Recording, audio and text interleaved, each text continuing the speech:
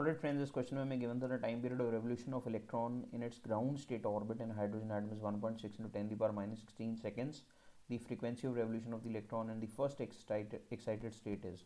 So frequency जो है वो inverse of time period होती है, और time period जो है circular orbit में that would be circumference divided by the speed of the electron. तो सर्कमफ्रेंस जो है वो 2πrn है, स्पीड है vn nth ऑर्बिट में. अब हमें पता है nth ऑर्बिट में जो स्पीड होती है इलेक्ट्रॉन की that is 2.188 into 10 the power 6 metre per second. साथ में आता है z बाई एन. z है एटॉमिक नंबर, n है ऑर्बिट नंबर, और नीचे आपके पास आ रहा है 2π इंटू आर एन की वैल्यू होती है 0.529 into 10 the power -10 into n square by z, ये वैल्यू आती है. तो अगर आप ध्यान से देखें आपके पास ये z ऊपर जाके z स्क्वायर हो जाएगा, नीचे n क्यूब हो जाएगा. क्लियरली फ्रीक्वेंसी जो कि inversely proportional to time period है, ये प्रोपोर्शनल आपके पास आ रहा है z square by n cube के. अब अगर हम हाइड्रोजन एटम की बात करें तो हाइड्रोजन एटम के लिए z की वैल्यू जो है वो आपके पास है 1. एटॉमिक नंबर हाइड्रोजन एटम के लिए 1 है.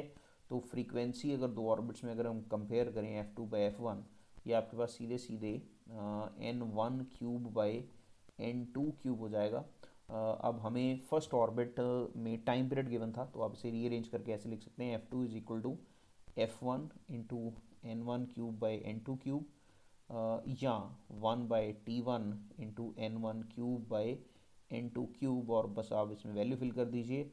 1 बाई t1 की वैल्यू हमें गिवन है 1.6 इंटू 10 दी पावर -16, और n1 की वैल्यू है 1, n2 की वैल्यू है 2. इसका क्यूब कर दें, 1 का क्यूब 1 ही हो जाएगा, तो ये 2 क्यूब हो गया 8. और इनफैक्ट बस अब आप इसको सॉल्व करें.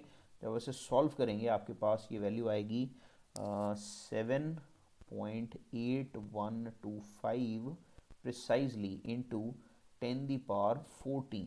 इसे सॉल्व करने के बाद ये वैल्यू आती है इन हर्ट्स या सेकेंड इनवर्स, जो कि हमें गिवन है ऑप्शन 4 में.